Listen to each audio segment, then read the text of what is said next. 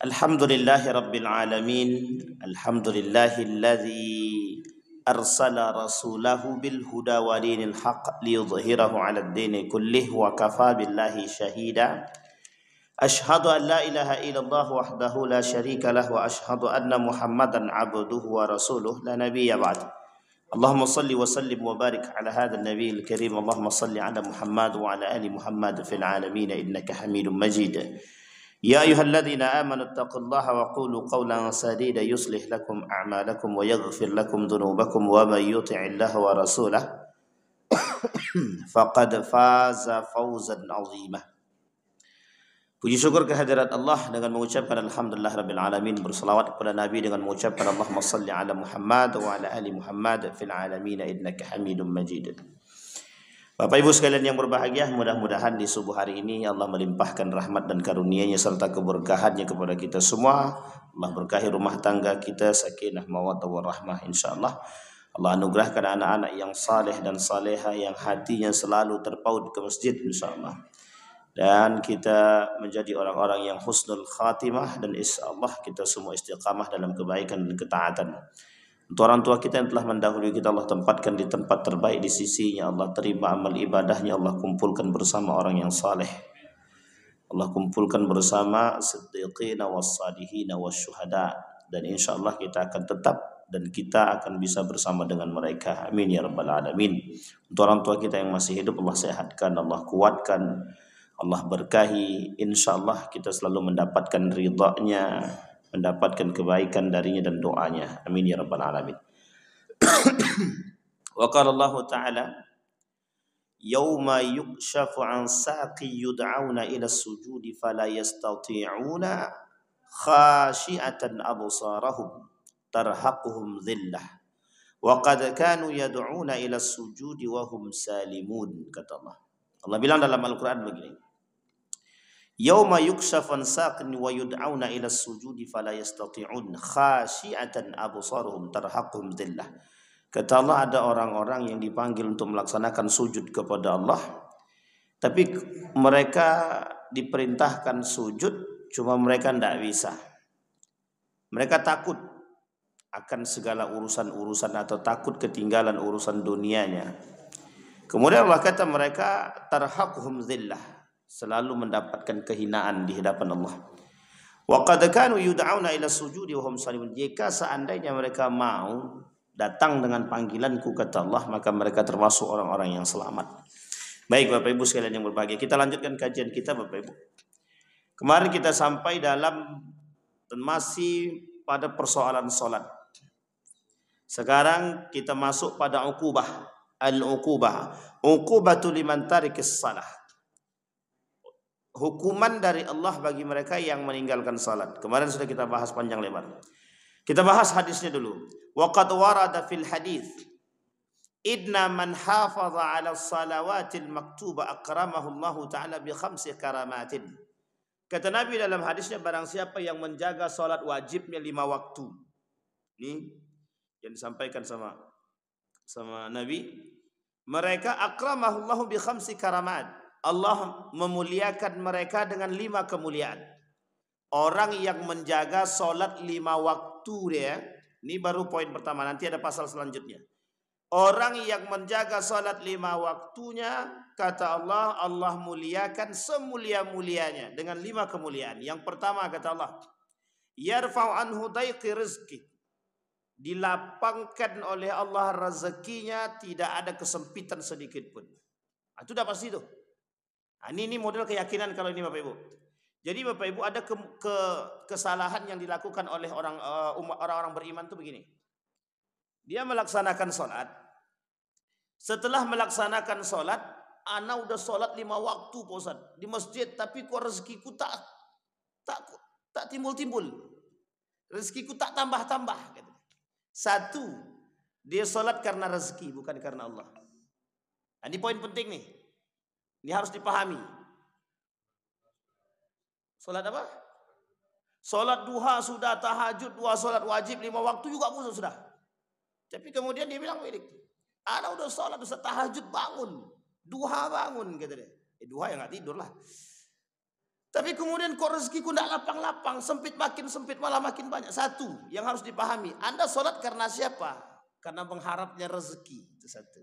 Sebenarnya tak salah kalau ada orang sholat karena memang ini dalam tataran syariat memang begitu dia. Karena orang sholat itu mesti mengharapkan surga dan neraka, mengharapkan surganya. Kalau tak mengharapkan, maka saya kata kalau ada orang masih sholat mengharapkan surga, berarti sebenarnya sholatnya belum sampai tingkatannya, belum sampai tingkatan. Tapi dalam ilmu tasawuf ya. Tapi dalam tataran manusia awam seperti kita nih, mesti begitu. Karena tidak ada harapan yang lain gitu.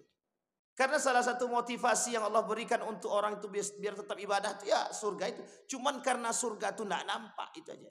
Itu satu. Kalau nampak surga, saya yakin tidak ada yang tidak sholat itu. Semua pasti sholat. Apalagi kata Allah, setiap yang sholat di depan rumahnya ku kasih emas. Tak akan ada yang tak sholat. Ini terjadi. Seorang pemuda alim pada masa Khalifah Harun ar-Rasyid. Jadi seorang pemuda yang alim itu ketika dia berjalan di satu gurun, nampak sama dia ada orang menyembah pohon. Dikasihnya pohonnya itu pokoknya dikasihnya hiasan dan kemudian disembah sama dia. Satu ketika pemuda tersebut balik dia ke rumah, diambilnya kapak tadi. Ketika kapak itu diambil, ingin menghancurkan pohon tadi, iblis datang. Kata iblis begini, "Ndak usah, jangan dipotong. Itu orang ini butuh Tuhan." Gitu. Nanti kalau bahasa kasarnya, kalau seandainya pohon ditebang, di mana lapak aku, kata iblis. Nah, kan begitu. Di mana lapakku, kata iblis. Di mana tempatku lagi, tempat tinggal, kata. Kata pemuda tadi, "Ndak ada. Ini syirik. Merusak nih." Akhirnya dengan gagah berani, kemudian kata iblis, "Gini aja lah. Kalau engkau tidak potong pohon ini, biarkanlah orang-orang ini untuk saya kasih tahu biar mereka tidak beribadah lagi di sini. Tapi jangan potong pohon ini. Nanti kalau kau tak potong pohon ini, insya Allah."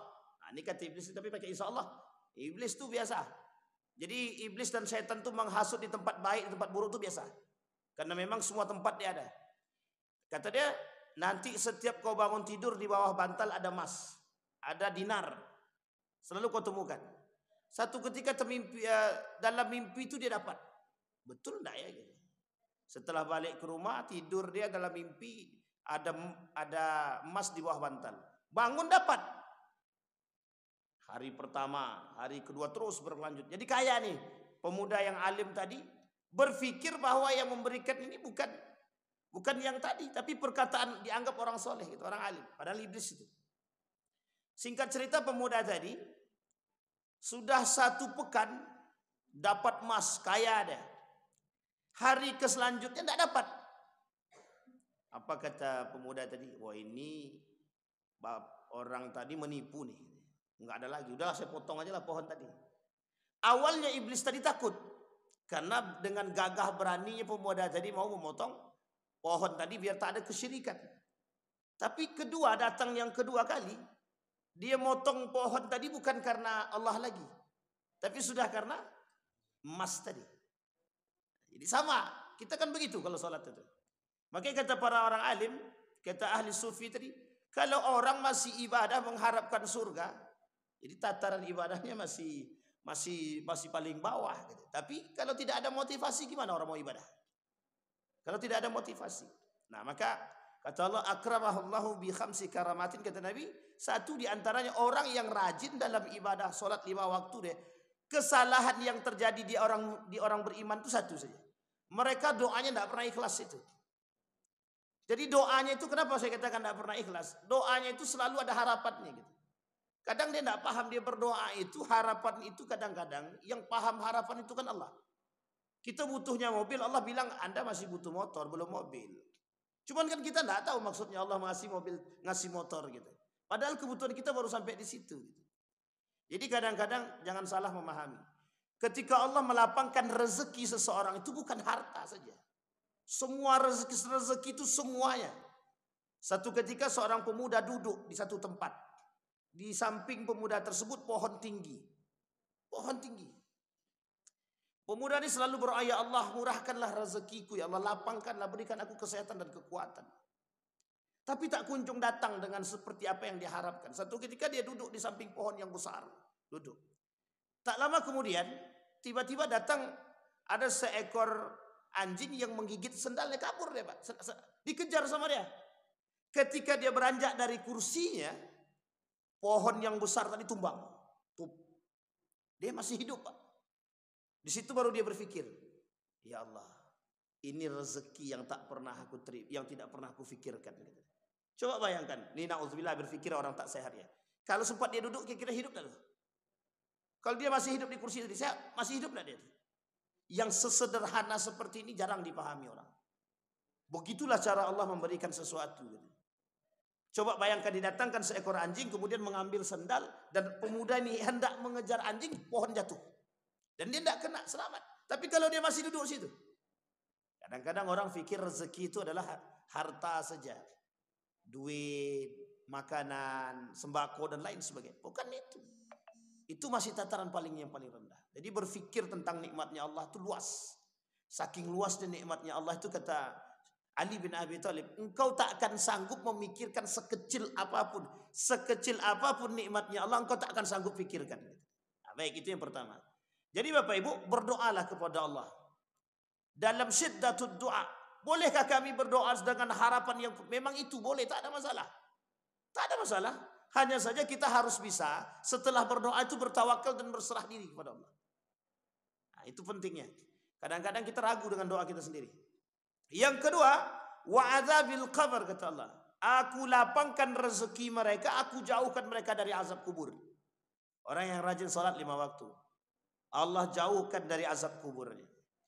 Kemudian wa yu'ti kitabahu min yamin. Mereka dikasih, kata Nabi, kitabnya itu dari tangan kanan. Nah, ini cerita orang zaman dulu. Kalau baik amal ibadah dia dikasih bukunya kepada tangan kanan. Kalau buruk amal ibadahnya, kitabnya dikasih buku tangan kiri. Kapan? Setelah melalui siratul mustaqim. Setelah berjalan, nanti dikasih kanan dan kiri buku-buku. Apa isinya? Catatan amal. Baik dia langsung masuk surga, buruk dia masuk neraka. Kalau imbang-imbang, masuk dulu neraka, cuci dulu.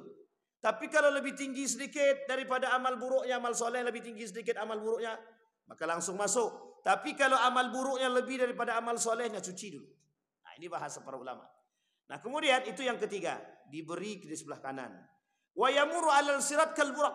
Mereka jalan di atas siratul mustaqim itu cepat seperti buraq. Pengen atau? Jadi Bapak Ibu, orang yang berjalan di atas buraq ini banyak macamnya. Macam yang pertama, kata Nabi dalam hadisnya itu kal buraq, orang yang cepat banget. Nah, siapa mereka yang menjaga salat 5 waktu? Tapi ini masih koma ya, belum titik. Dia salat 5 waktu ini ada poinnya nanti. Kita lihat dalam poinnya setelah ini. Jadi belum titik, masih koma. Ada yang cepat banget jalannya tuh.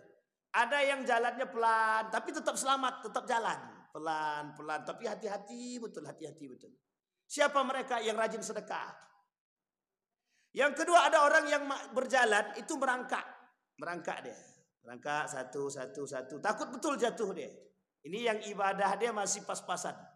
Arti ibadah pas-pasan itu bagus betul tidak, buruk betul tidak. Nah, jadi habisnya berpikir, itu jangan-jangan aku kali ya. Tidak, tenang. Pokoknya Allah dengan rahmatnya. Kita ini berharap dengan rahmatnya Allah.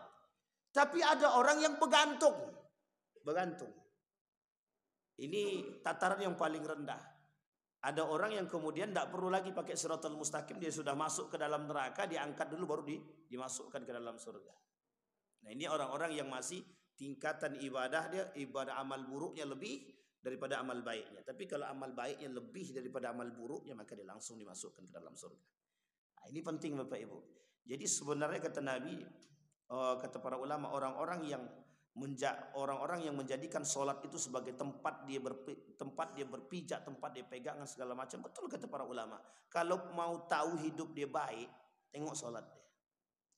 Kalau mau tahu hidupnya baik, itu tengok sholatnya. Karena buruk sholatnya mesti rumahnya berantakan itu. Rumah tangganya berantakan itu. Kalau tidak rumah tangganya, dia berantakan dengan segalanya itu. Baik pekerjaannya, rumah tangga, segala macam. Orang kalau tidak sholat begitu. Tidak ada ketenangan dan kenyamanan dalam rumah itu, tidak ada. Sampai kata iblis, tempat tinggalku terbaik itu di mana? Rumah yang tidak ada sholatnya sama sekali. Iblis, malaikat tidak mau masuk. Orang nggak pernah dibacakan ayat Al-Quran. Gimana mau masuk, kata malaikat. Jadi rumah yang tidak pernah disolatkan, yang rumah tidak pernah ada orang solat di dalamnya, itu kata iblis tempat tinggal terbaikku itu. Jadi wajar saja kiri kanan bisikkannya. Kiri kanan iblis membisikkan, ini rumah tempat tinggal aku nih. Loh kok bisa begitu? Ya semuanya kawan, kata dia. Jadi 10 kawan iblis itu, kata Nabi. Apa kata Nabi kepada iblis? Man rufaqaka min ummati? Siapa kawan kalian daripada, siapa sahabat-sahabatmu, kata Nabi kepada iblis dari umatku di akhir zaman itu, di hari kiamat. Iblis jawab 10, kata dia. 10. 10 itu banyak tuh kawan iblis tuh. Siapa salah satunya? Salah satunya al-mutahawin bis salah, orang yang melalaikan salat, meremehkan salat. Baru meremehkan salat. Lah kalau meninggalkan salat, tak ada lagi di atas tingkatan iblis, tak ada lagi. Berarti saking banyaknya iblis di rumah dia kalau tinggalkan salat itu. Ini dia penting Bapak Ibu. Jadi bagaimanapun hidup kita, salat jangan pernah tinggal. Orang fakir, orang miskin tidak salat itu orang fakir sombong namanya. Orang yang paling sombong menurut Allah itu, yang paling Allah tak suka, yang paling Allah benci itu orang sudah fakir, sudah miskin, tak mau pula sholat dia. Itu yang menjadi masalah tuh. Kata Allah sombong banget. Udah tidak punya duit, tidak punya ini, tidak punya itu, tidak pula sholat dia lagi. Itu paling parah itu. Yang keempat. Sekarang yang kelima, yadkhulul jannah bi ghairi hisab, yang kelima kata Allah. Kemuliaan yang kelima, masuk surga tanpa hisab. Ini yang Bapak Ibu harapkan kan, yang kita harapkan. Kita semua mengharapkan masuk surga tanpa hisab itu. Apalagi kalau kita bisa menjaga salat 5 waktu. Baik. Nah kemudian sebaliknya, ingat sebaliknya. Mulianya dengan 5 kemuliaan kata Allah. Tapi orang yang meninggalkan salat, meremehkan salat kata Allah. Wa man yatahawan biha aqabahullahu bi 15 uqubat. Orang yang meremehkan salat, meninggalkan salat, aku beri hukuman 15 hukuman. Lebih banyak ternyata. 2 kali lipat apa 3 kali lipat? 3 kali lipat. Yang pertama, khamsun fid dunya, 5 di dunia kata Allah. Wa thalathun 'indal maut, 3 ketika mati. Wa thalathun fil qabr, 3 dalam kubur. Wa thalathun 'inda khuruji minal qabri, 3 lagi setelah keluar daripada kubur. Kita baca Pak. Wa ammal lati fid dunya fa awwal yanzu'ul barakah min umrihi. Orang yang meninggalkan salat, meremehkan salat, melalaikan salat, di dunia ada 5 perkara yang akan dia dapatkan. Hukumannya dari Allah di dunia. Yang pertama, habis di rumah dia tidak ada keberkahan. Yanzi'u min baitihil barakah. Di rumahnya akan dicabut oleh Allah keberkahan. Berkelahi itu laki bini. Bagaimana duit tadi? Adanya pemicu perkelahian itu Pak. Baik masalah duit, ekonomi, pendidikan, segala macam lah. Kalau mereka meremehkan salat. Makanya betul kata para ulama, kalau mau tengok rumah orang itu bercahaya apa tidaknya, nawwiru buyutakum bis salati wa qiraatil Qur'an. Nawwiru buyutakum bis salati wa qiraatil Qur'an. Kita cahayahi rumahmu dengan baca Quran dan salat. Nah, kalau tidak salat berarti kan suram. Berarti gelap segelap-gelapnya. Itu dia. Jadi Bapak Ibu sekalian, yang pertama diangkat keberkahan dari rumah tangga mereka dan dalam kehidupan mereka. Wasani yumhasima as-salihina min wajhihi. Dihapus di wajah mereka ini asar sujud. Jadi orang tak nampak, orang yang tidak pernah solat atau melalaikan solat atau meremehkan solat, itu orang memandang muka dia kok suram kali muka dia nih. Duit banyak tapi muka meskipun hitam, meskipun putih. Putih kali dia, tapi orang mandang wajah dia suram. Misalkan kayak Bang Bembeng ini kan kelihatan agak tua sedikit, tapi karena rajin sholat, kok kelihatan makin muda Bang? Itu fitnah tadi.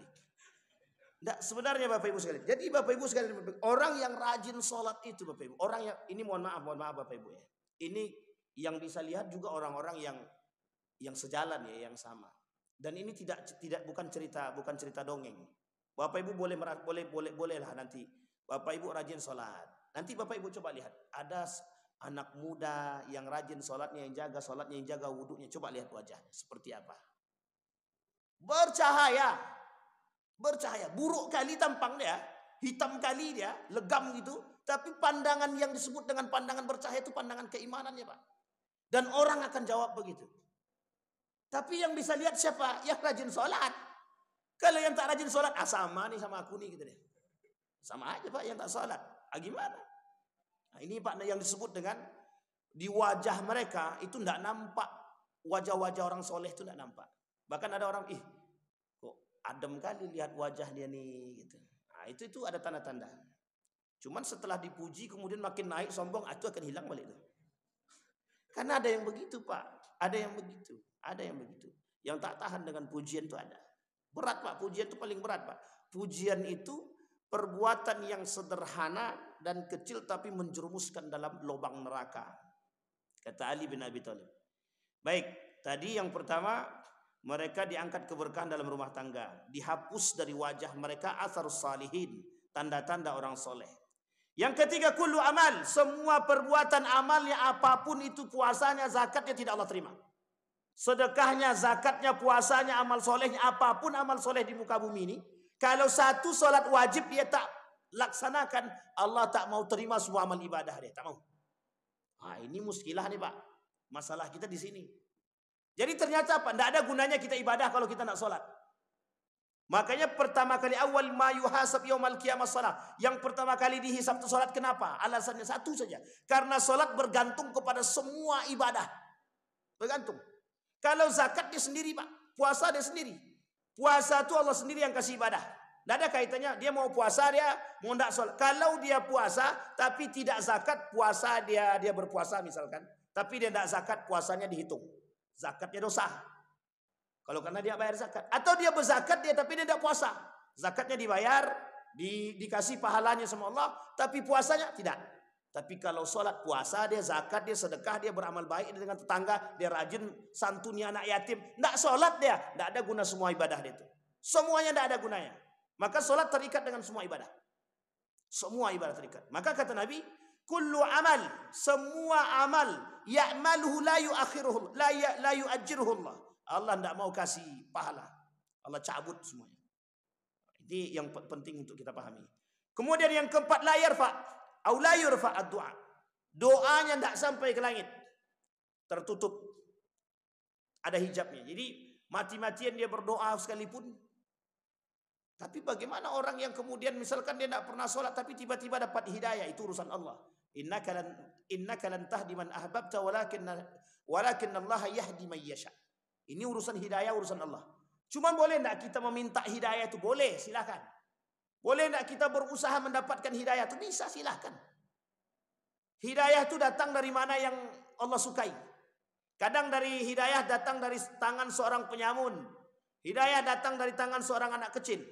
Ada seorang anak kecil bisa bukan bisa memberikan hidayah, tapi dari tangan dia lah kan gitu. Jadi satu ketika anak kecil ini megang duit banyak, tapi dia sembunyikan.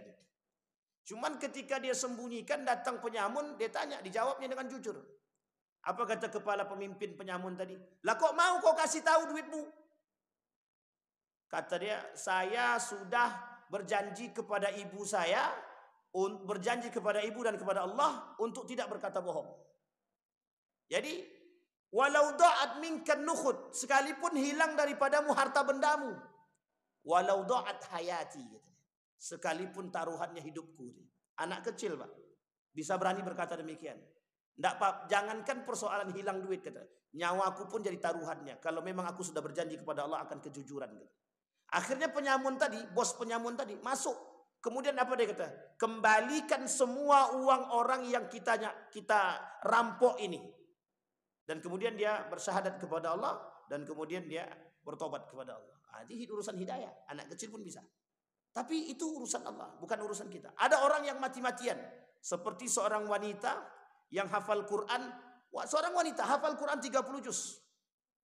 Dia menghafal Quran ini agar Allah memberikan hidayah kepada dia. Hafal Quran 30 juz. Hafal hadis-hadis Nabi. Sahih Muslim itu dihafal. Bukan dibaca, dihafal. Sampai dia hafal Riyadhus Shalihin, dia hafal sejarah-sejarah Islam. Tapi tak dapat juga. Tak dapat juga. Apa kata perempuan tadi kepada guru saya? Innaka lan tahdi man ahbabta walakin Allah yahdi man yasha. Urusan hidayah urusan Tuhanmu. Coba bayangkan.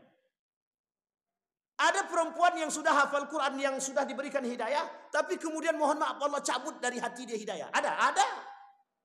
Contoh seorang wanita yang baru-baru ini viral, namanya Kumailah. Hafal Quran dia, Pak, 30 juz. Kata dia ya, dia hafal Quran. Tapi tidak pakai kerudung, tidak sholat dia. Sampai ngelantur omongannya. Dia celah Al-Quran. Tapi dia hafal Quran, kata dia. Nah, coba bayangkan. Jadi hidayah itu urusan Allah. Kapan Allah mau cabut, kapan Allah mau beri. Baik, tapi kita yang sudah dapat hidayah ini mempertahankan itu yang sulit, Pak. Nah, ini harus dipertahankan. Baik, itu yang keempat. Kemudian yang kelima, laisa lahu hazzun fid du'a'is salihin. Dia tidak berhak dapat doanya yang salihin. Datang dia ke seorang guru, ya guru tolong doakan saya. Sebenarnya tak ada hak. Tak bisa dapat. Tapi tergantung kepada keinginan Allah. Tergantung kepada haknya Allah. Tergantung kepada Allah. Segala sesuatu itu Allah. Itu di dunia. 5 kata dia. Azab di dunia. Kemudian wa amal lati tusibu andal maut, ketika mati, apa lagi? Ada 3 kata dia. Yamutu dzalilan, orang yang tidak pernah solat atau meninggalkan solat, meremehkan solat, mati dalam keadaan hina, kata Allah. Yang pertama. Yang kedua, mati dalam keadaan lapar. Yang ketiga, mati dalam keadaan haus. Haus bukan haus minuman, tapi haus akan rahmatnya Allah, haus akan rahmatnya, kasih sayang keluarga, pokoknya dalam bentuk entah itu kecelakaan dan lain sebagainya. Kita lihat, oh kok ini mak, kok meninggalnya kayak gini, suram kali wajahnya. Itu bisa jadi. Bisa jadi. Kata Nabi, ya mutu dzalilan, mati dalam keadaan hina. Yang kedua, mati dalam keadaan ja'i, kelaparan. Yang ketiga, mati dalam keadaan kehausan. Itu orang yang indal maut. Kemudian kata Nabi, wa amal lati tusibu fil qabrihi, ketika dia meninggalkan salat, azabnya di kubur ada 3. Fal awal yudiqu alaihi qabru hatta nahara, disempitkannya semua Allah. Allah, seorang yang meninggalkan salat selama hidupnya di bumi, di dalam kubur Allah sempitkan kuburannya sesempit-sempitnya. Semakin Allah sempitkan. Nah, ini cerita ini boleh Bapak Ibu dilihat di film Indosiar. Kan ada tuh, ku menangis kata dia. Itu yang rajin nonton aja, yang tahu. Itu kan ada tuh, tiba-tiba kuburnya menyempit. Itu sebenarnya diambil dari cerita Hidayah. Dulu ada namanya buku, waktu kami masih kecil-kecil itu, waktu sekolah itu ada nama buku judulnya Hidayah. Itu rajin sekali buku itu, kami sempat koleksi buku itu, Hidayah itu. Banyak cerita-cerita yang terkandung di dalam hal tersebut. Diceritakan bahwa ada azabnya Allah. Itu diambil dari buku-buku seperti ini. Diambil dari kitab Durratun Nasihin. Diambil dari kitabnya tentang Al-Dhawq Al-Maut. Kemudian diambil dari cerita Al-Kabair. Baik. Jadi disempitkan oleh Allah. Kemudian wasani, yuqadu alaihi al-qabr naran yatakallab al-jamri lailan wa naharan. Tiba-tiba kuburannya, di atas kuburannya itu ada api. Allah bakar ya di atas, siang malam Allah bakar. Ada cerita seperti ini, tapi nanti saya sampaikan di akhir. Apakah hadis ini betul atau tidak, nanti kita lihat. Itu disampaikan oleh Nabi.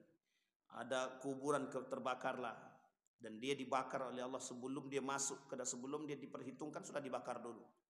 Kemudian yang ketiga, yusallitu alaihi fi qabrihi thu'banan ismuhu asy-syaja' al-aqra, kata Allah.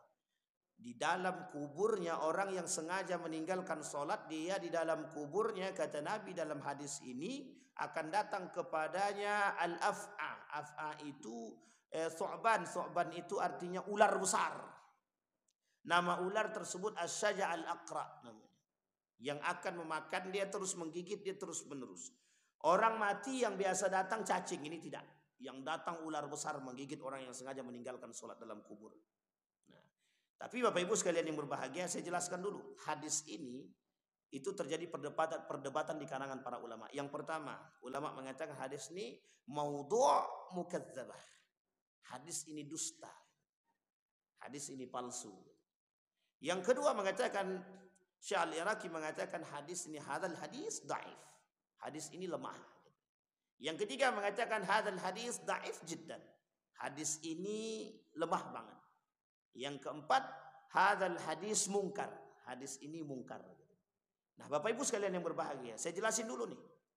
Hadis dhaif, dhaif jiddan, lemah banget, lemah sekali atau lemah saja, oleh para ulama dihakimi, kalaupun hadis ini lemah, boleh diambil untuk dijadikan motivasi.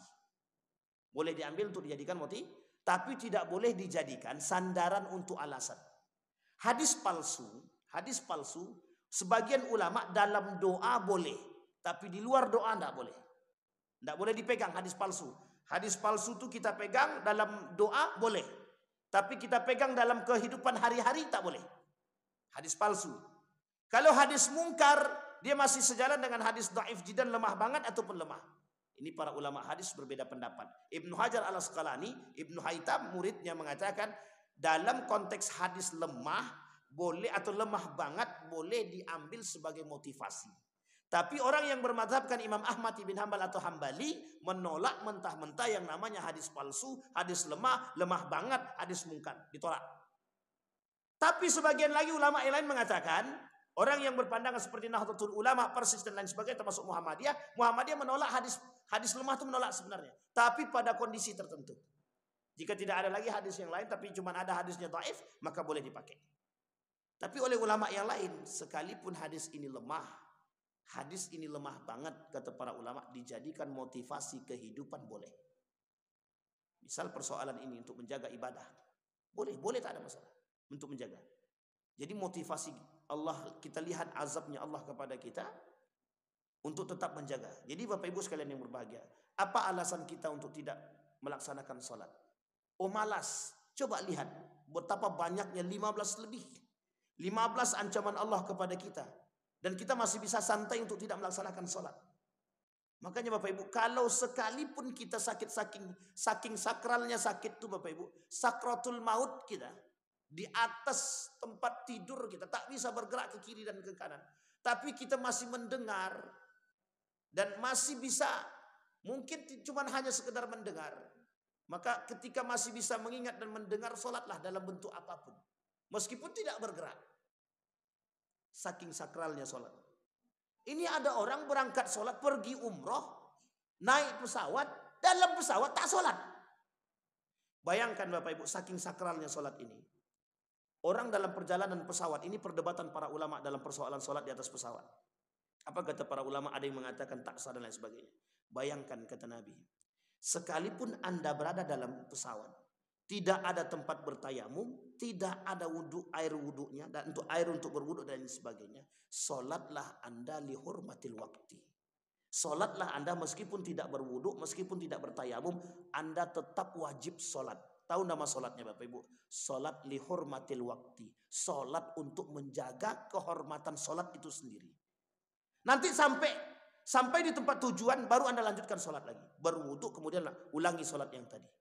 Coba bayangkan, saking pentingnya solat itu. Saking pentingnya. Solat lihurmatil wakti namanya. Sekalipun kita tidak wudhu, tidak tayamum, tapi kita tetap solat. Tapi solat menghormati waktu. Tapi ini ada orang kok meremehkan solat itu seperti meremehkan betul gitu. Tidak ada mau solat segala macam. Nah, ini penting.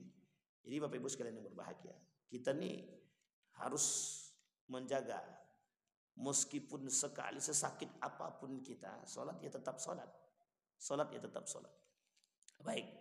Nah kemudian wa amalati tusibu 'inda khuruj minal qabri atau min qabrihi. Adapun ketika sudah keluar dari kubur, apalagi hukumannya? Bayangkan banyaknya. Di dunia ketika mati, dalam kubur, di luar kubur, tambah lagi.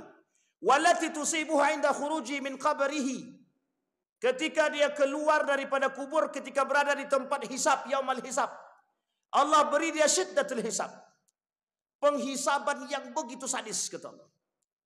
Kebencian Allah sukhturab. Allah benci kepada mereka dan Allah masukkan mereka ke dalam api neraka. Wa fi riwayatin fa innahu ya'ti yaumal qiyamah ala wajhi thalathah kata Allah. Yang pertama, orang yang sudah keluar dari kuburnya tadi karena mereka meninggalkan salat atau tidak salat, pertama Allah beri dia azab yang sangat pedih. Yang kedua, Allah membenci mereka. Yang ketiga, Allah masukkan ke dalam neraka. Neraka yang Allah masukkan mereka neraka jahanam. Nerakanya jahanam. Orang yang sengaja meninggalkan sholat nerakanya jahanam. Orang yang melalaikan sholat nerakanya sakar. Melalaikan sholat aja nih. Melalaikan sholat nerakanya sakar. Meninggalkan sholat sengaja nerakanya jahanam. Kemudian kata Nabi, mereka akan keluar dengan bentuk wajah 3. Yang tertulis di dahi mereka. Dan tertulis di badan mereka. Yang pertama, ya mudayyi'a haqqillah. Kata Allah, orang yang bangkit dari kuburnya, yang tidak pernah sholat atau meninggalkan sholat selama hidupnya, atau ketika semasa dia hidup, keluar dari kubur, tertulis di jidat mereka, ya mudayyi'a haqqillah, wahai orang-orang yang meninggalkan hak-haknya Allah. Yang kedua, makhsusun bi ghadabillah, ya makhsusan bi ghadabillah, hei orang-orang yang khusus mendapatkan ancaman Allah dan azab Allah. Yang ketiga, udhi'at fid dunya haqqillah fa ayas yaumal min rahmatillah, hei manusia-manusia yang tidak bakal mendapatkan rahmatnya Allah. Jadi sebagian ulama bilang, orang yang tidak melaksanakan salat sampai dia wafat dan tidak bertobat kepada Allah, mereka akan kekal di dalam neraka. Mereka kekal di dalam neraka, sama seperti orang-orang yang melakukan dosa syirik. Jadi tidak bisa diampuni, tidak bisa diberikan apapun. Nah, ini sudah 15 Pak, ditambah pula lagi 15 ditambah 3 wajah yang keluar daripada orang yang keluar dari kubur ketika mereka meninggalkan salat, wajahnya tertulis dengan tulisan-tulisan tersebut. Nah, Bapak Ibu sekalian yang berbahagia, apa kata Ibnu Abbas radhiyallahu anhu? Idza kana yaumal qiyamah yu'ta birrajul fayuqifu baina yadayillahi azza wa jalla fayu'mar bihi ila an-nar fayuqalu ya rab limadza fayaqulu Allah ta'ala li ta'khiris salah an awqatiha wa halafaka biha kadhiban. Ternyata kata Ibnu Abbas, ini bukan persoalan orang yang sengaja meninggalkan salat. Hanya saja kata Ibnu Abbas, orang seperti ini yang tadi disampaikan oleh Nabi tadi, yang 15 hukum tadi, li ta'khiris salat, orang yang sengaja mengakhirkan salat, bukan meninggalkan salat. Berarti kalau mengakhirkan salat saja seperti ini, bagaimana kalau sengaja meninggalkan salat? Maka kata Ibnu Abbas, ini cuma dua. Kondisi seperti ini cuma untuk dua golongan. Satu, orang yang bersumpah palsu. Yang kedua, orang yang takhir salat, sengaja melalaikan salat. Kemudian berkataan Rasulullah sallallahu alaihi wasallam annahu qala yauman li ashabihi. Nabi sampaikan kepada para sahabat, Allahumma la tada' fina saqiyan wala mahrum. Ya Allah, jangan biarkan kami dalam kondisi saqiyan wal mahrum. Apa saqiyan? Orang-orang yang dalam kehausan dan orang-orang yang bernasib buruk. Kata para sahabat, kata Nabi, atadruna man as-saqiyan mahrum? Tahu kalian siapa orang-orang yang bernasib buruk itu? Kata Nabi. Qalu huwa tarikus shalah. Kata Nabi, mereka adalah orang-orang yang meninggalkan salat. Kenapa Nabi katakan mereka itu termasuk orang yang bernasib buruk? Karena yang mendapatkan ancaman Allah tadi. Nah, Bapak Ibu, itu baru salat pribadi. Ada lagi persoalannya nanti salat jamaah. Orang yang sengaja meninggalkan salat jamaah. Apa kata Allah di dalam Al-Quran? Yauma yukshafu an saqi yud'au ila sujudi fala yastati'una khasi'atan absaruhum tarhaquhum dhillah. Orang yang salatnya tidak berjamaah khusus bagi laki-laki, itu orang itu terhina di hadapan Allah, yang terhina. Kita lihat. Wa dzalika yaumal qiyamah yughasha yaghshahum dhillud nadamah wa qad kanu fid dunya yud'au ila sujud. Datang nih orang-orang, datang ke rumah dia mengajak, yuk kita salat jamaah. Tapi dia tak salat berjamaah. Kata Allah, dhillud nadamah, kehinaan yang dalam, penyesalan yang besar, kata Allah, bagi mereka. Apa maksudnya? Maksudnya begini, kata Abu Hurairah, orang yang seperti ini yang sengaja meninggalkan salat berjamaah, kelak mereka berdiri sendiri dan tak berhak mendapatkan, tak berhak mendapatkan syafaat daripada sahabat-sahabatnya. Tak berhak dia dapat. Yang ketiga, kata Ka'ab, wa qala al-Ka'b al-ahbar wallahu ma nazal hadhihi al-ayat illa fil ladina takhtalifu an jamaah. Ayat ini kata mereka, orang-orang yang tidak salat berjamaah, mereka tidak akan mendapatkan kebaikan selain daripada kehinaan. Mereka semua itu sengaja meninggalkan salat berjamaah, khusus bagi laki-laki. Kemudian dikatakan oleh para ulama dalam kalimat yang lain, Allah melaknat orang-orang yang tidak salat berjamaah. Wah, ini berat juga nih. Jadi orang-orang yang salatnya di rumah bagaimana? Itu salatnya, kalau laki-laki salatnya di rumah namanya solehah. Wa yakunu i'tina'uhu bihuduri salatil isya wal fajr asyad. Dan ini maksud salatnya orang-orang munafik. Inna salatal jamaah tazidu ala salatil fardi bi 27. Orang yang salatnya berjamaah dapat kelebihan. Tapi kemudian kata para ulama, dijelaskan dalam kalimat sebelumnya, orang yang sholatnya sendiri diancam oleh Allah, dicabut oleh Allah keberkahannya di rumah.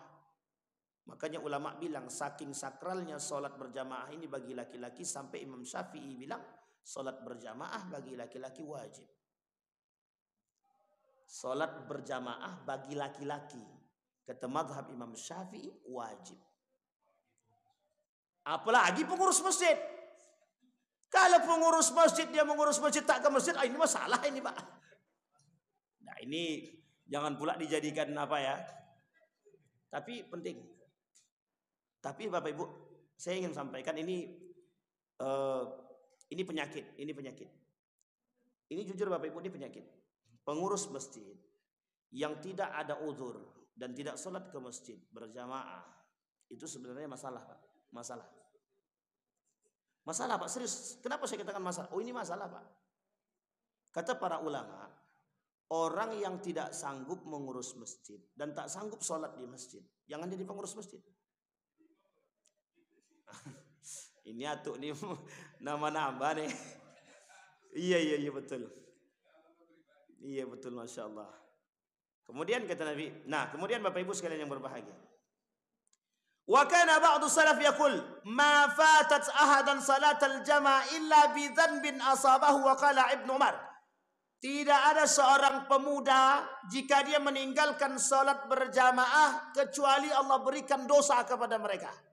Aznabah dhanban bi dhanbin asabahu, yang menimpa diri dia. Qala Ibnu Umar, kharaja Umar yawman ila ha'id lahu faraja wa qad sallat nas al-asr faqala Umar inna lillahi wa inna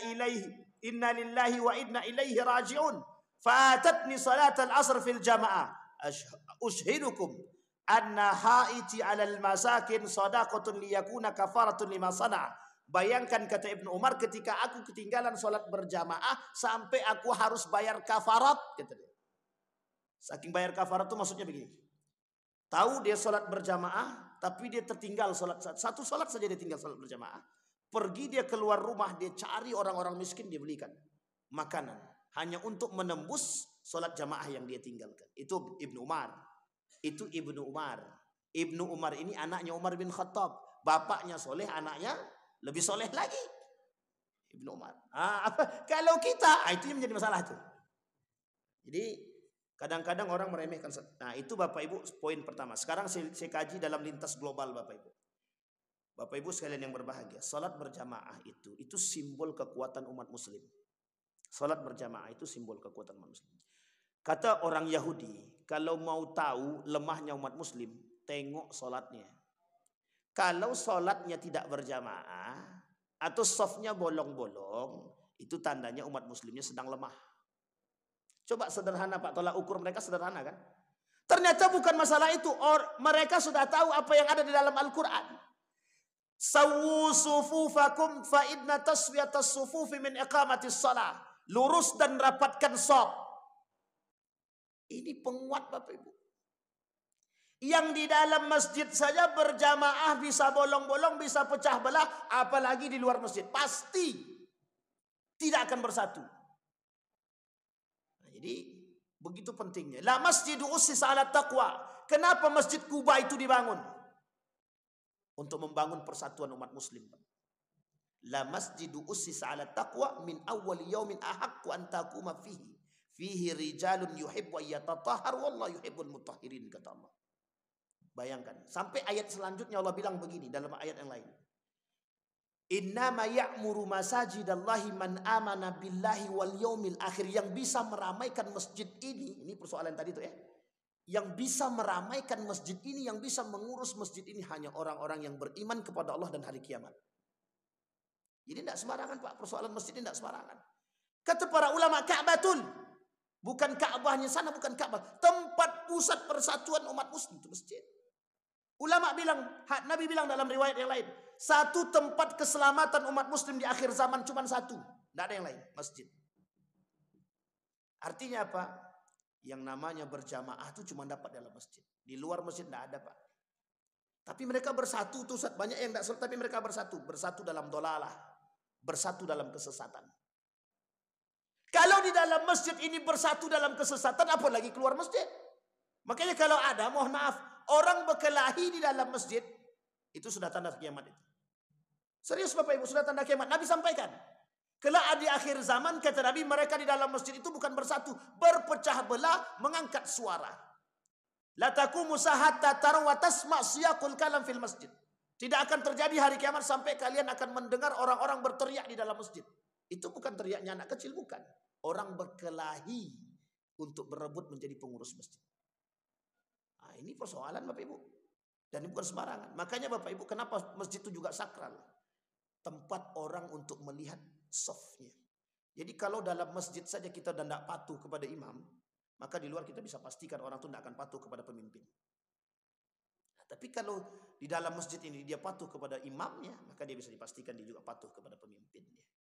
Bapak Ibu sekalian yang berbahagia, kenapa sholat berjamaah itu penting? Karena setiap orang di antara mereka ini berhak memberikan syafaatnya, Pak. Atau apa nih, Ustadz Ridwan kok nggak ada dalam surga ya? Nah, dia yang lapor kepada Allah, ya Allah, kami setiap subuh Ahad pekan ketiga ada kajian itu, tapi Ustadz Ridwannya nggak dapat dalam surga, kata dia. Aku bersaksi ya Allah, beliau orang baik. Kalau dia tahu saya baik, aku bersaksi dia orang baik. Datang Pak, kata Allah, Ridwan, kemana kau? Sini, masuk bareng jamaah masjid Musola Babus Salam. Begitu Pak, dicari itu Pak, Bang Bembeng. Oh, kok enggak ada Pak imam masjid kita, enggak ada nih. Tarik Pak. Pas mau ditarik, VIP. Nah, betul tadi. Jadi Bapak Ibu sekalian, kita semua nih Pak punya syafaat Pak, bisa memberikan syafaat. Makanya Bapak Ibu, kata orang orientalis itu, kalau mau lihat kekuatan umat muslim, lihat dalam masjid. Kenapa ketika umat Islam dianggap teroris, itu pembunuhannya bukan di siang hari, bunuhnya ketika sholat subuh. Tahu Bapak Ibu alasannya? Karena ketika sholat subuh umat muslim keluar, itu orang muslim, umat muslim yang keluar sholat subuh dan ramai ke masjid, itu tandanya orang beriman. Karena sholatnya orang munafik itu tidak sholat subuh. Kata Nabi dalam hadisnya, "Athqalus salati 'alal munafiqin salatul isya wa subhi."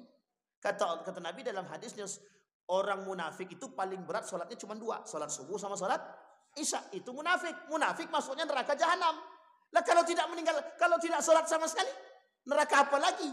Orang munafik saja tidak sholat subuh, tidak sholat isya, nerakanya jahanam. Kalau semua sholat tidak dilakukan, subuh tidak, asar tidak, zuhur tidak, maghrib tidak, isya tidak, itu mau neraka mana lagi Pak?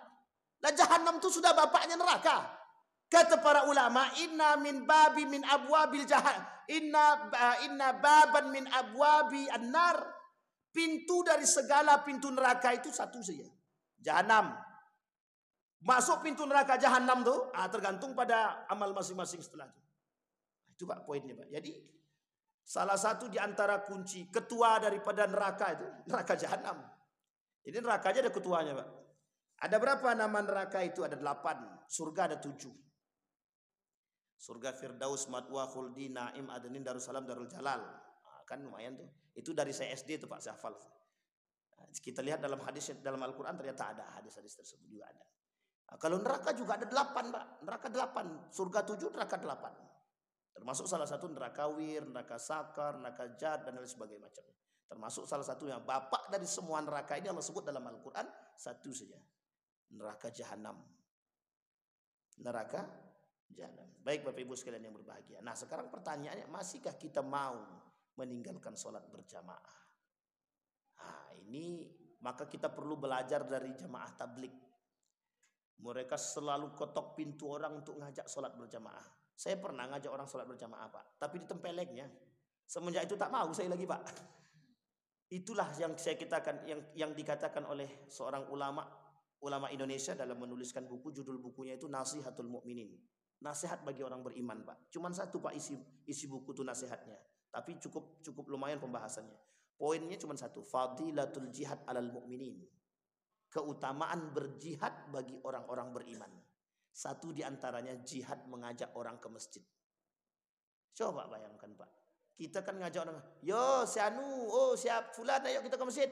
Dah gitu aja. Kalau jemaah tabligh tidak Pak, diketoknya Pak tempat bar itu Pak, tok tok tok, yuk ke masjid, ditempeleng. Besok makin datang dia. Semakin ditempeleng semakin datang dia, Pak. Awak sekali tempeleng tuh mau ngajak kelahi habis itu. Tapi dia tidak. Itulah kesabaran tadi, Pak. Sampai 10 kali kena pukul. Ini kondisinya, kasusnya pada paman saya sendiri soalnya. Saya keponakannya aja tak mampu meruqyah, dia sudah diruqyah. Sudah, ke masjid pun tidak. Datang jemaah tabligh tuh. Datang pertama ditempelengnya, datang kedua ditumbuknya, datang ketiga ditendangnya. Pokoknya setiap datang kena tendang, kena pukul. Datang yang ke-10, apa kata paman saya? Bosan saya mukul kalian dah. Sekali ini saya ikut. Tapi setelah saya ikut, jangankan datang ke rumah saya lagi. Siap. Orang jemaah tabligh nih, sekali dia datang, Pak, tak mau balik lagi. Jarak seminggu dia sudah melakukan tersebut. Apa kata dia? Bismillah, saya keluar 40 hari. Gitu. Pergi dia ke Jogja, Pak. Balik dia sampai sekarang. Bertobat dia. Kalau tidak keluar masuk penjara aja kerjanya, Pak.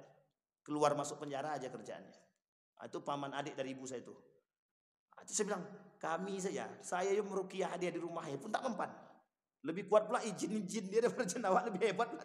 Saya bilang, ini dosa saya terlalu banyak atau memang jinnya terlalu berat, atau memang dosa. Tapi begitulah, Pak. Jadi jihad, Pak. Nah, sekarang kenapa orang jarang mengajak? Itu karena prihatin kita terhadap sesama manusia sudah berkurang. Perhatian kita terhadap sesama muslim sudah berkurang sedikit demi sedikit. Maka Bapak Ibu sekalian yang berbahagia, ini ujian bagi kita. Jadi ujian kita hari ini yang terberat itu adalah lepasnya, apatisme dan pragmatisme. Jadi apa itu apatis? Apa itu pragmatis? Jadi kita ini tidak lagi berpikir urusan ustadz, urusan ibadah itu kan urusan masing-masing. Nah, inilah penyakit kita hari ini, Bapak Ibu, penyakit terbesar. Inilah penyakit kita yang terbesar hari ini, penyakit apatis namanya dan pragmatis. Urusan kita masing-masing, ibadahku, mau dia pemabuk, mau dia tak sholat, yang penting aku sholat. Ternyata Bapak Ibu sekalian yang berbahagia, dalam Islam tidak begitu. Ibu sholat 5 waktu. Tapi ada tetangga yang tak pernah ibu ingatkan untuk sholat. Mohon maaf, pintu surga untuk kita masih tertutup. Masih tertutup. Sampai kita memberikan peringatan kepada saudara kita, Pak. Karena memperingati pelaku kemaksiatan itu hukumnya wajib. Wajib. Nah, kalau sempat 1, 2, 3, 4, 5, 6, 7, 8, 9, 10, 11. 11 orang, 12 orang, 13, 14 orang. Mengajak minimal 1 orang saja ke masjid, jadi berapa? 28 orang. 28 orang ngajak lagi 1. Sudah berapa kali 2? Kan lumayan, Bapak Ibu. Nah, ini kalau kita mau. Tapi berat, Ustaz, ya kalau ringan pasti semua bisa melakukan. Karena berat itu tak ada yang mau melakukan. Ini bayangkan, kita tidak masuk ke tempat barbar itu, Pak. Kita tidak masuk ke tempat orang main main biliar, kita tak masuk tempat orang main batu domino. Kita cuma mengajak orang-orang yang merdeka saja, orang-orang yang baik. Itu pun sulit. Apalagi kita mengajak orang-orang yang memang jauh daripada agama. Itulah yang disebut dengan jihad yang hilang di akhir zaman. Jihad melawan penyakit yang tadi saya sampaikan, apatis dan pragmatis. Ini persoalan sholat. Kalau dikaji lagi ini belum selesai, tapi sudahlah. Sholat tak selesai, Pak. Nah, kita amalkan bersama. Saya berbicara begini bukan berarti saya betul, Bapak Ibu. Bisa jadi saya salah. Satu ketika kalau saya salah, jangan dicela. Ustadz kan kemarin bilang begitu. Nah, jadi Bapak Ibu tinggal ingatkan, biar saya kemudian mengikuti. Mungkin tidak orang seperti kami ini kemudian keluar daripada jalurnya, Pak? Mungkin apa tidak? Itu tergantung Allah, Pak. Sangat mungkin. Makanya Bapak Ibu mohon maaf, saya selalu memilih untuk tetap bersama. Kenapa begitu, Pak, Bu? Tolong ingatkan saya. Mungkin saya salah. Kalau saya salah, harus diingatkan, Pak. Kalau saya salah, Bapak Ibu tak berani mengingatkan, wah itu dosa, tanggung Bapak Ibu. Saya pun berdosa karena salah kan. Tapi kalau saling mengingatkan, dua-duanya baik. Dua-duanya baik. Misal Bapak Ibu lihat saya tengah jalan, orang sudah azan atau saya tak sholat ke masjid atau ada uzur tanpa uzur yang syar'i, misalkan saya tak sholat di masjid tapi tanpa uzur, dengan uzur, tidak ada uzur syar'inya sama sekali. Bapak Ibu ingatkan, kalau perlu ingatkan agak keras sedikit, Ustaz, jangan jadi orang munafik ya. Kan lumayan. Kan tuh gak pedas sedikit tuh. Kalau begitu ngingatnya kan lumayan dalam tuh. Mendoakan boleh. Kalau karena jauh Ustaz, kami doakan aja lah. Doakan yang baik-baik, jangan doakan yang buruk. Baik Bapak Ibu, ada pertanyaan? Enggak ada. Tenang Bapak Ibu, enggak ada, makan pagi. Iya kan Pak? Insyaallah. Karena kan Pak kita masih puasa hari ini hari Ahad, insyaallah mudah-mudahan. Tidak ada yang ke CFD kan? Car Free Day tidak ada kan? Car Free Day cuma cuci mata aja, nambah dosa. Boleh Bapak.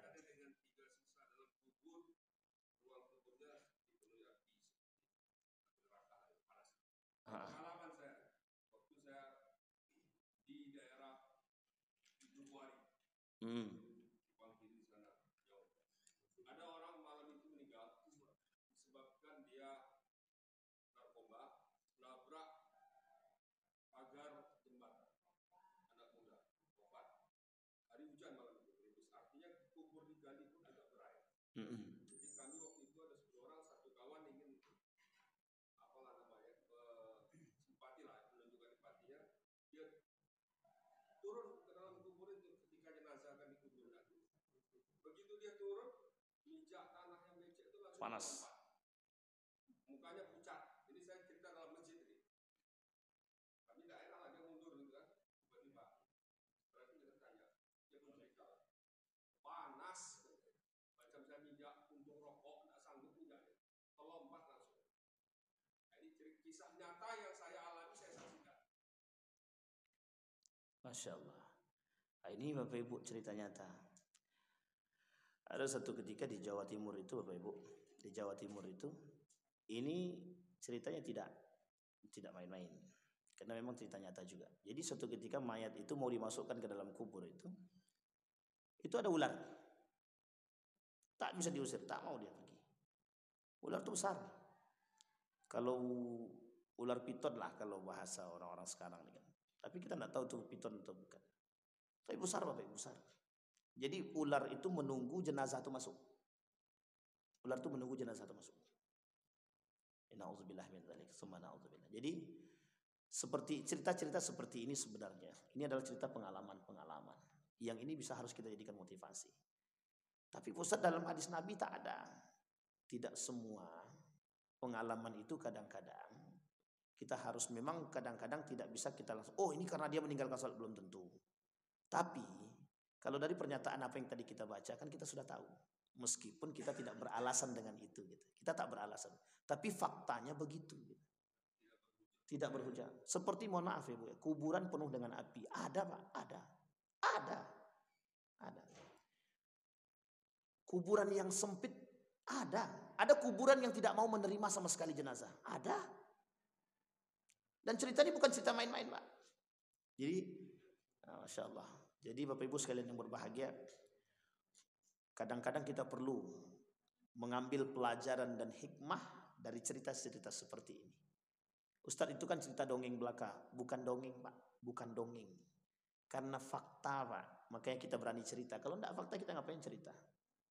Karena ini berkaitan tentang keyakinan. Nah Bapak Ibu sekalian yang berbahagia, Nabi bilang, kemuliaan seseorang itu terletak pada orang-orang yang menjaga sholatnya Pak. Kemuliaan seseorang itu terletak pada orang-orang yang menjaga sholatnya. Makanya Bapak Ibu mohon maaf, kalau ada bahasa begini, mending mana? Mending tidak sholat, puasa. Mending tidak sholat tapi baik, atau sholat tapi tak baik? Mending mana? Saya sepakat dengan Pak Adi, ini pertanyaan yang jawaban yang terakhir. Karena memang begitu. Tapi kalau tidak ada pilihan yang lain Bapak Ibu, maka ada bahasa begini, tidak apa, dia memang bejat Ustaz, tapi dia masih sholat, tidak apa-apa. Karena satu ketika seorang sahabat datang kepada Nabi. Apa kata sahabat kepada Nabi? Ya Rasulullah, si Anu itu sholat dia, tapi masih mabuk dia. Apa kata Nabi? Kelak sholatnya merubah. Itu perkataan Nabi ya, di zaman Nabi, dan Nabi masih hidup. 2 hari kemudian datang pemuda itu lagi. Sahabat tadi datang lagi. Ya Allah, si Anu itu sudah berhenti. Bukankah aku sudah katakan kepadamu, kelak sholatnya akan merubah ibadah, akan merubah perbuatan buruknya. Betul Pak? Dan itu banyak. Ini saya cerita, tapi Bapak, ini ceritanya sahih dalam riwayat para ulama. Seorang pemuda suka dengan istri orang. Jadi seorang pemuda yang selalu berada di sekitar rumah perempuan tersebut. Ini istri orang. Satu ketika suaminya ini keluar pergi berdagang keluar. Jadi orang Arab itu kalau keluar itu sampai 2 bulan 3 bulan. Rihlatas syita'i was saif itu. Datang laki-lakinya tadi.